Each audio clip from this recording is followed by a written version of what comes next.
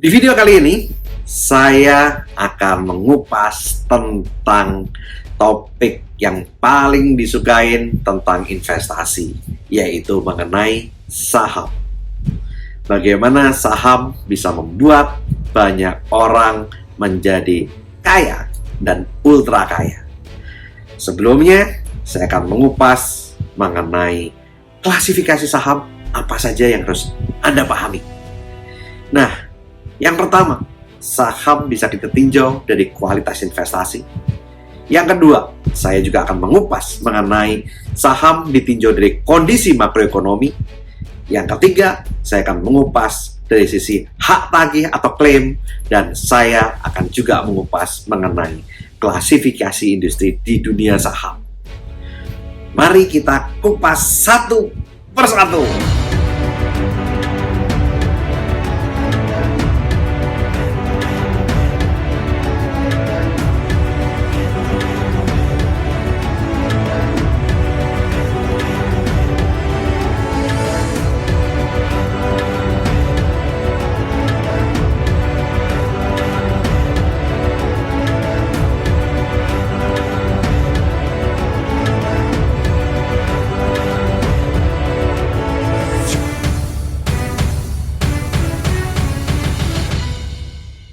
Nah, apa sih sebetulnya saham itu? Saham adalah merupakan selembar kertas yang menerangkan bahwa pemilik kertas, yaitu Anda, kita, adalah pemilik perusahaan yang menerbitkan saham tersebut. Saham adalah bukti penyertaan atau kepemilikan seseorang, dalam hal ini kita, atau badan dalam sebuah perusahaan atau perseroan terbatas. Saham memberikan hak suara untuk memilih direksi dan menentukan arah perusahaan. Sehingga kalau kita memiliki saham, kita bisa juga menentukan suara untuk pemilihan direksi BOD dari sebuah perusahaan. Di samping itu, saham juga memberikan kita dividen dan capital gain kepada kita sebagai investornya. Nah, sehingga dengan kita memiliki saham, kita adalah resmi pemilik perusahaan. Dengan Anda memiliki satu lot saja, 100 lembar saham saja, kepemilikan minimal di Bursa Efek Indonesia, Anda bisa datang ke RUPS, Rapat Umum Pemegang Saham, untuk menentukan suara. Jadi, Anda bisa klaim kepada orang bahwa Anda memiliki saham perusahaan-perusahaan besar. Contoh, Anda bisa jadi pemiliknya Telkom, Anda bisa jadi pemiliknya BCA, Anda bisa jadi pemiliknya Mandiri, Anda bisa menjadi pemiliknya Astra, dan banyak perusahaan besar yang lain. Dan saat Anda mempunyai kepemilikan yang jumlah besar, Anda adalah termasuk orang-orang kaya di Indonesia ini. Nah, itulah saham. Jadi, Anda bisa memiliki perusahaan dengan Anda membeli saham di Bursa Efek Indonesia. Nah, dalam hal ini, saham itu ada banyak banget guys di Indonesia ini. Lebih dari 600 emiten saat ini sudah menjual sahamnya di publik. Sehingga kita bisa memilih saham mana saja yang akan kita miliki. Dan untuk mengetahui hal itu, kita harus tahu apa yang namanya RRR atau Risk Reward Ratio. Dan untuk memahami RRR, Risk Reward Ratio, Anda harus bisa mengetahui bahwa ada kualifikasi-kualifikasi daripada saham. Nah, ada 4 jenis yang tadi saya katakan di awal. Mari kita kupas yang pertama, yaitu saham ditinjau dari kualitas atau ranking investasi. Yang pertama, yaitu spekulatif stock. Yang kedua, growth stock. Yang ketiga, income stock. Dan yang paling bagus adalah yang namanya blue chip stock. Apa itu spekulatif stock? Spekulatif stock adalah sebuah saham dari sebuah emiten yang belum bisa konsisten mendapatkan penghasilan dari tahun ke tahun. Jadi tahun ini bisa naik, tahun depan turun, tahun ini laba banyak, tahun depan rugi. Nah, tahun depannya lagi laba lagi. Nah, dalam hal ini dia dikatakan speculative stock. Kenapa? Masih belum stabil, ya. Tapi saham jenis ini punya potensi untuk mendapatkan penghasilan yang baik di masa yang akan datang.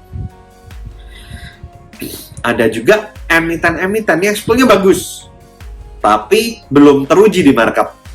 Ya, dia baru saja IPO. Apa sih itu IPO? Singkatannya dari Initial Public Offering, yaitu saat sebuah emiten melantai di bursa efek, menjual sahamnya ke publik, itulah dinamakan IPO atau go public. Ya, nah, sebuah emiten yang baru IPO otomatis belum teruji. Apakah saham ini liquid? Apakah saham ini diminati oleh market? Apakah saham ini diperdagangkan secara liquid di market? Nah, sehingga orang masih memandangnya emiten ini walaupun bagus, belum tentu dia bagus, belum tentu dia liquid, belum tentu dia punya kualitas yang bagus. Makanya dikatakan masih spekulatif stock. Nah, ada juga emiten yang sedang melakukan penelitian dan penemuan produk baru. Itu juga dikatakan spekulatif stock. Atau sebuah emiten yang akan melakukan corporate action yang bisa meningkatkan harga saham. Intinya, spekulatif stock adalah sebuah saham yang masih orang bertanya-tanya dan saat berinvestasi masih cenderung spekulasi. Itulah makanya disebut dengan nama spekulatif stock. Nah, tahap yang lebih tinggi yaitu saham yang masuk kategori growth stock. Nah, growth stock ini ada dua tipe. Yang pertama yang well known. Yang well known ini nantinya kalau memang dia bisa aktif, kemudian bisa liquid, bisa banyak ditransaksikan, peminatnya banyak, investor banyak yang mau beli. Nah, ini yang growth stock yang well known ini calonnya blue chip, tapi waktu yang membuktikan. Saham dari emiten yang posisinya saat ini sudah menjadi pemimpin dalam industrinya dan mampu menghasilkan laba di atas rata-rata dalam beberapa tahun terakhir berturut-turut. Emiten yang seperti ini memiliki reputasi yang baik, publisitasnya tampak glamor untuk memperbaiki peningkatan harga sahamnya. Emiten memiliki PE ratio yang tinggi, price earning ratio. Jadi harga dibandingkan dengan pendapatan yang tinggi rasionya, ya. Dan emiten memberikan dividen tinggi dan bisa memberikan capital gain yang tinggi buat investornya. Apa sih maksudnya dividen yang tinggi? Ya berarti dia membagikan dividen yang jumlahnya besar. Kalau capital gain yang tinggi artinya apa? Bisa memberikan keuntungan perdagangan yang besar. Misal kita membeli sebuah saham harganya misalkan 2.000. Nggak sampai 2 bulan atau 3 bulan, kita dapat kenaikan 25% dari 2.500. Nah, itu termasuk sebuah saham yang bisa memberikan capital gain yang tinggi yang disukai oleh investor.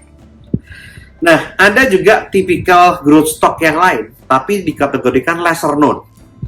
Apa yang membedakan dengan yang tadi, yang well known? Kalau yang well known itu merupakan pemimpin industri di usahanya secara nasional. Kalau yang lesser known, ini dari emiten yang tidak menjadi pemimpin dalam industri, tapi mampu mendapatkan hasil yang lebih tinggi dari penghasilan rata-rata tahun-tahun terakhir. Jadi dia dalam beberapa tahun, walaupun bukan emiten besar, tetapi terus bisa memberikan laba, terus bisa memberikan keuntungan, terus bisa membagikan dividen buat para investornya. Ini juga masuk di kelas sudah growth stock, tapi level yang lesser known. Nah, emiten tipikal seperti ini, PE ratio-nya lebih rendah daripada yang growth stock yang well known tadi. Tapi so far so good, ya. Emiten ini kurang begitu populer secara nasional, tetapi di daerahnya emiten ini sangat dikenal, ya. Nah, berikutnya yang ketiga adalah yang income stock. Ini levelnya lebih tinggi lagi dari growth stock. Income stock ini emitennya sudah lebih teruji. Dia bisa membayarkan dividen tunai secara teratur dalam beberapa tahun dan lebih tinggi dari rata-rata dividen yang diberikan tahun-tahun sebelumnya. Nah, ini tahapannya sudah mendekati blue chip nih, ya.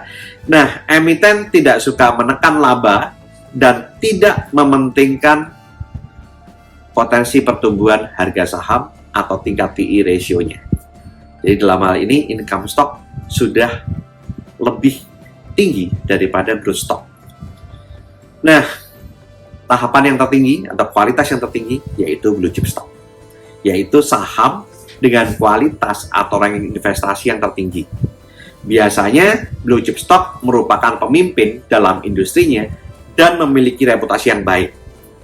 Emiten memiliki pendapatan yang tinggi serta konsisten membayar dividen tunai. Nah, di samping itu, blue chip stock itu liquid. Jadi, kalau kita mau jual kapanpun, blue chip stock itu bisa. Dia pasti masuk dalam LQ45, 45 saham teraktif.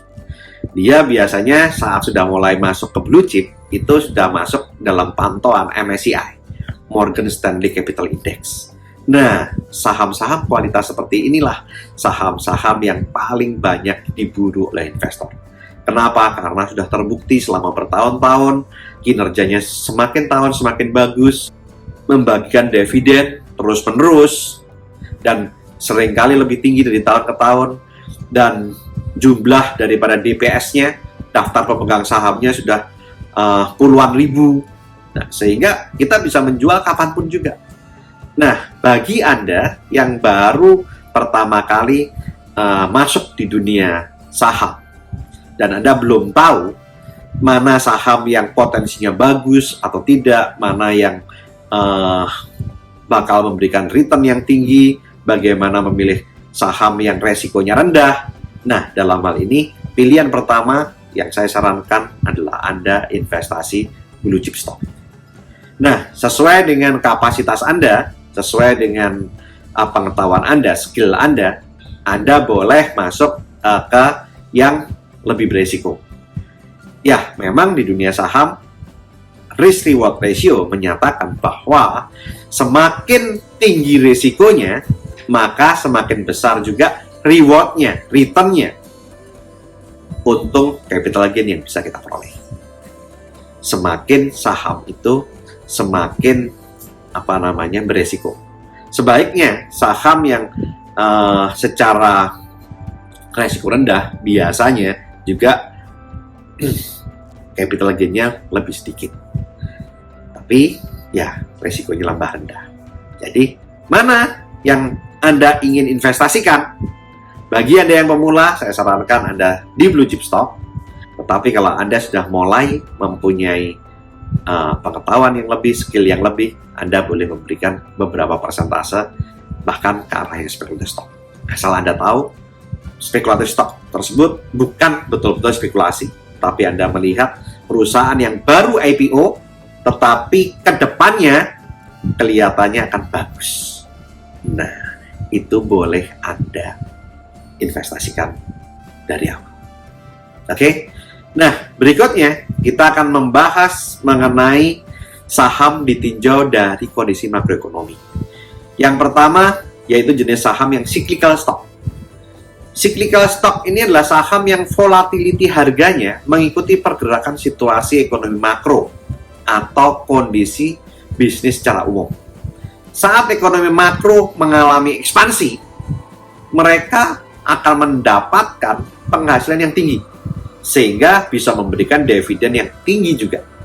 Tapi saat ekonomi makro sedang mengalami resesi, krisis, maka saham tipikal yang seperti ini penghasilannya akan turun. Bahkan bukan hanya turun, bisa juga rugi. Sehingga otomatis kesulitan bayar dividen. Ya kalau rugi maka apa yang mau dibagi? Nggak ada. Ya. Nah, saham yang tipikal seperti ini adalah di bidang industri yang misalkan kimia, properti, baja, otomotif, kemudian banking, finance, itu rata-rata ada di saham-saham yang cyclical stock. Nah, kalau Anda mau bermain playing safe, yang mana volatility harga sahamnya nggak tinggi, Anda bisa masuk yang defensive stock. Nah, memang ada beberapa orang yang lebih suka cyclical stock. Kenapa? Volatility-nya tinggi. Kalau volatility-nya tinggi, maka pergerakan harga naik dan turun otomatis tinggi. Dan itu memungkinkan kita mendapatkan capital gain yang berulang-ulang. Asal kita punya knowledge atau skill yang sudah memahami hal itu. Kita beli saat harganya turun, dan kita jual saat harganya naik. Jangan panik. Nah, kebanyakan orang justru saat saham turun dijual, saham naik dibeli. Nah, terus kapan untungnya, guys? Jadi Anda harus betul-betul memahami bagaimana bertransaksi saham yang benar. Jangan fear, jangan greedy, juga jangan terlalu banyak hope.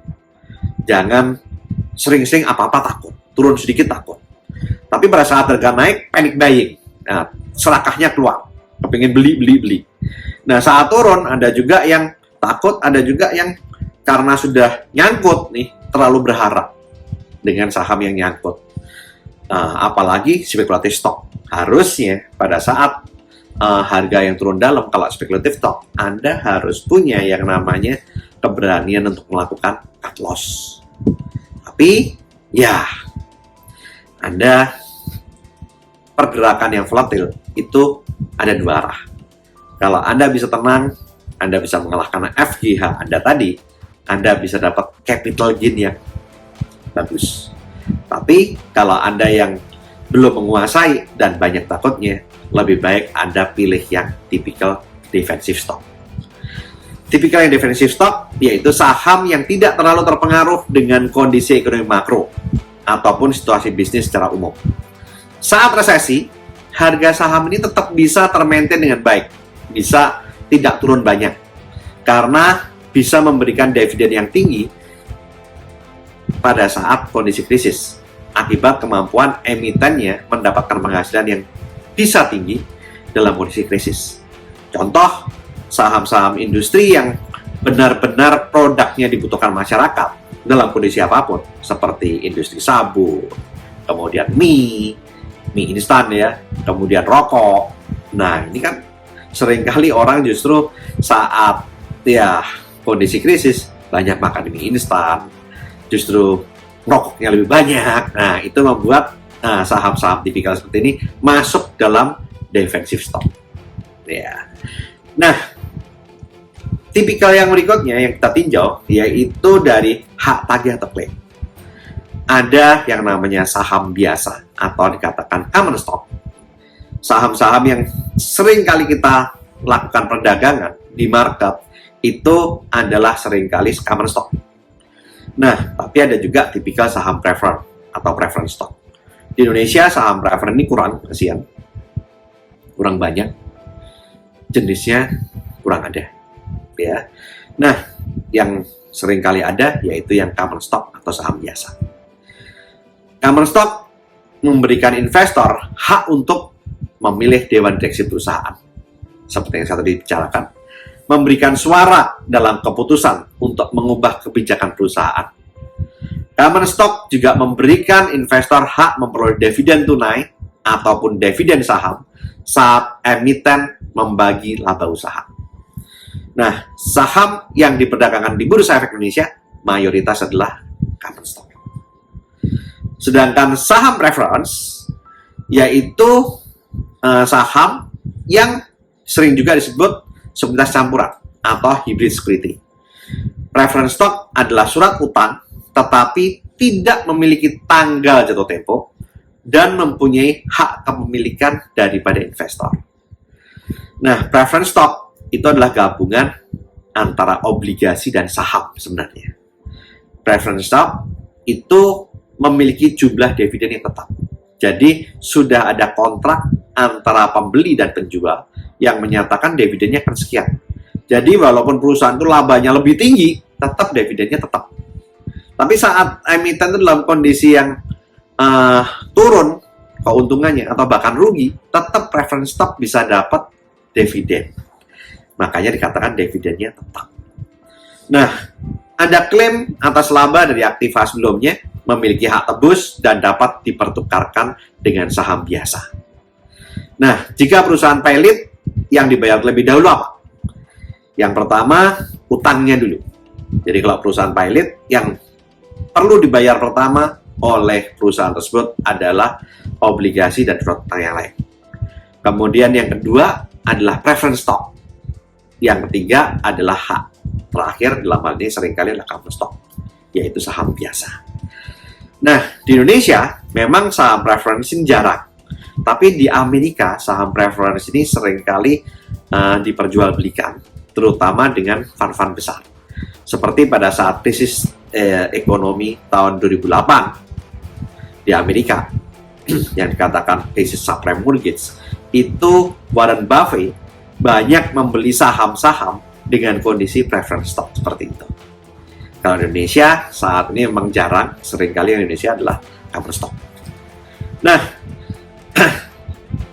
saham yang terakhir yang saya tinjau dari klasifikasi industrinya. Saat ini Bursa Efek Indonesia membagikan saham di beberapa jenis. Yang tipikal yang pertama adalah industri agrobisnis. Di sini ada yang peternakan, perikanan, perkebunan, kehutanan. Ini masuk dalam golongan agrobisnis. Kemudian ada juga yang industri pertambangan. Ada minyak, batu bara, timah, gas bumi, emas, nikel. Semuanya masuk dalam industri pertambangan. Ada juga industri dasar dan kimia. Seperti semen, metal, keramik, itu masuk dalam industri dasar dan kimia. Industri aneka produk, otomotif, mesin, tekstil, elektronik, itu masuk dalam kategori itu. Industri kebutuhan sehari-hari, ada makanan, minuman, obat-obatan, rokok. Nah, ini industri kebutuhan sehari-hari lah yang sering disebut defensive stock. Kemudian industri properti, ya ada gedung, perumahan, shopping center, mall, kondominium, apartemen. Nah, itu masuk dalam industri properti. Ada industri infrastruktur atau transportasi, yang masuk dalam sini ada jalan tol, bandara, pelabuhan. Nah, itu masuk dalam industri infrastruktur dan transportasi. Ada juga industri keuangan. Ada bank, asuransi, sekuritas, leasing. Nah, itu perusahaan-perusahaan itu dikategorikan dalam industri keuangan. Dan kategori yang terakhir yaitu industri pelayanan dan perdagangan. Ada di restoran, supermarket, penerbangan, dan lain-lain. Nah, kenapa kok dibagi dalam klasifikasi industri seperti ini? Karena seringkali di setiap kondisi itu ada sektor-sektor tertentu yang lagi booming. Nah, kalau dalam industrinya lagi booming, biasanya saham-saham itu bergerak naik berbarengan. Seperti itu. Demikian juga kalau ada isu yang negatif, biasanya juga turunnya berbarengan. Misalkan, industri ini kena pajak, misalkan cukai rokok. Nah, itu pasti kalau cukai rokok dinaikkan, seringkali industri rokok itu kan turun. Nah, akibatnya apa? Nah, ya, kalau income-nya turun, pendapatannya turun, dividennya akan turun, maka harga sahamnya pun cenderung akan turun. Atau ada industri tertentu, misalkan yang seringkali ada pertambangan atau agrobisnis, itu seringkali pemerintah melakukan misalkan subsidi pajak. Nah, itu biasanya harganya akan naik seperti itu. Jadi, ada sektor-sektor yang geraknya biasanya naik barengan, turun juga barengan. Makanya kita juga harus memahami dari klasifikasi industri. Nah, dari sini Anda bisa memahami apa saham yang Anda beli dan kapan Anda membelinya. Dalam kondisi yang krisis seperti saat ini, ya saham-saham defensif itu lebih cenderung aman bagi orang yang membelinya.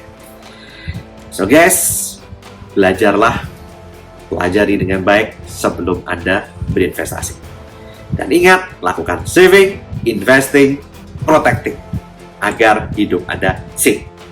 Saya Tony Hermawan Adikaryo, sampai jumpa di puncak kemakmuran.